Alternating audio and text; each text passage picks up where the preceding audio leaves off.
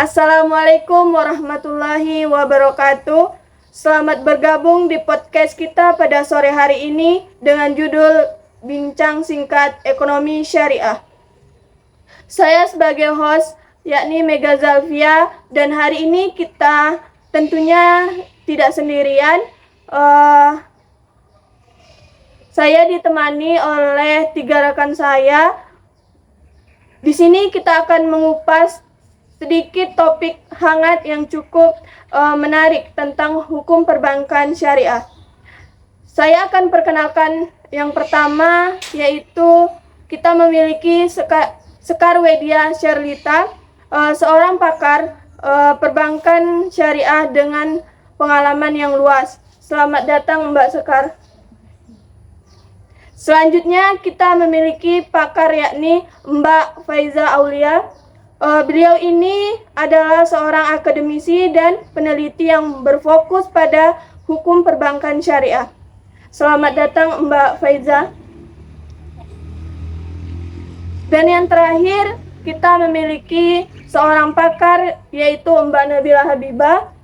Beliau ini adalah seorang praktisi hukum perbankan syariah yang memiliki pengalaman di lembaga keuangan syariah. Selamat datang Mbak Nabila. Terima kasih. Baiklah, kita mulai topik pertama kita. Sebelumnya saya ingin mendengar penyampaian dari Mbak Sekar tentang penyelesaian sengketa dalam hukum perbankan syariah. Kira-kira bagaimana nih tanggapan Mbak tentang isu ini?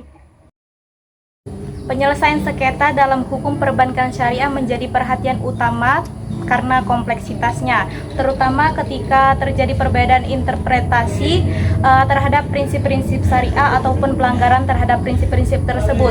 Nah, dalam hal ini arbitrase syariah menjadi salah satu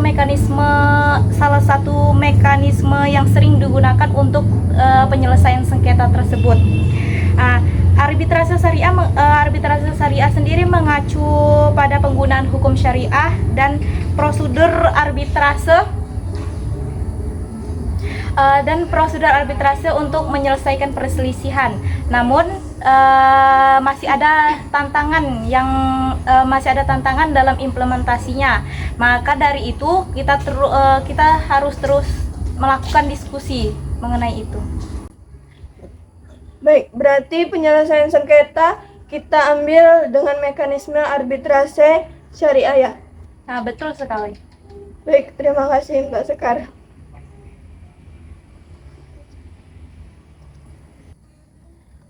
Nah, mari kita beralih ke topik berikutnya dengan Mbak Faiza. Di sini kan Mbak sebagai seorang peneliti yang telah melakukan penelitian tentang penggunaan teknologi blockchain dalam perbankan syariah. Apa yang bisa Mbak katakan tentang hal ini? Baiklah, tentu saja penggunaan blockchain dalam perbankan syariah telah menjadi topik yang menarik. Blockchain dapat memberikan transparansi, keamanan, dan validitas transaksi yang lebih baik. Namun, masih ada beberapa perdebatan tentang bagaimana blockchain ini dapat memenuhi persyaratan hukum syariah dan terutama dalam hal perlindungan hak-hak konsumen dan kepatuhan teknologi tersebut terhadap prinsip yang ada pada hukum syariah. Jadi blockchain di sini masih belum sepenuhnya aman ya Mbak Faiza? Ya betul, masih perlu didiskusikan lagi dan ada positif dan negatifnya kan, jadi harus didiskusikan lebih lanjut. Baik, terima kasih Mbak. Nah, memang sih sepertinya penggunaan teknologi blockchain dalam perbankan syariah memang masih menimbulkan pertanyaan-pertanyaan yang menarik. Oke, mari kita lanjutkan dengan topik selanjutnya dengan Mbak Nabila Habibah sebagai praktisi hukum perbankan syariah. Bagaimana pandangan Mbak tentang perkembangan fintech dalam industri ini? Nah, tentu fintech telah membawa perubahan yang sangat signifikan dalam perbankan syariah ini. Inovasi seperti platform peer-to-peer lending dan mobile banking telah memungkinkan akses keuangan yang lebih mudah bagi masyarakat. Namun, ada tantangan yang perlu diatasi terkait dengan regulasi dan kepatuhan masyarakat, di mana penting bagi lembaga perbankan syariah untuk menjaga keseimbangan antara inovasi dan mematuhi prinsip-prinsip dalam penerapan fintech, regulasi yang jelas, dan kerjasama antara regulator, industri, dan akademisi menjadi kunci dalam mengatasi tantangan ini. Nah, berarti fintech ini masih sama seperti blockchain, belum bisa kita percayai sepenuhnya ya Mbak? Ya, seperti itu. Oke, baik. Terima kasih kepada Mbak Nabila. Nah, terakhir nih, sebelum kita tutup, saya ingin kita membahas isu terkait perlindungan konsumen dalam perbankan syariah. Nah, untuk itu saya ingin meminta sedikit nih pendapat dari Mbak Sekar tentang ini. Baik, perlindungan konsumen merupakan aspek yang sangat penting dalam industri perbankan, termasuk dalam industri perbankan syariah. Konsumen harus merasa aman dan merasa dilindungi dalam setiap transaksi yang mereka lakukan. Perbankan syariah harus memberikan informasi yang jelas dan transparan kepada konsumennya, termasuk dalam prinsip-prinsip syariah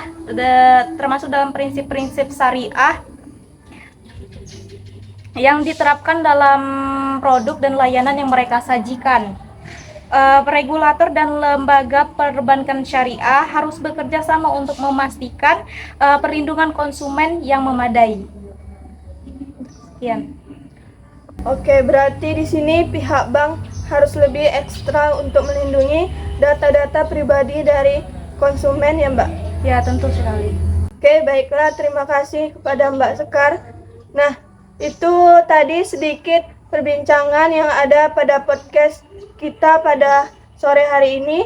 Semoga dapat memberikan wawasan yang berharga tentang beberapa isu terhangat dalam hukum perbankan syariah.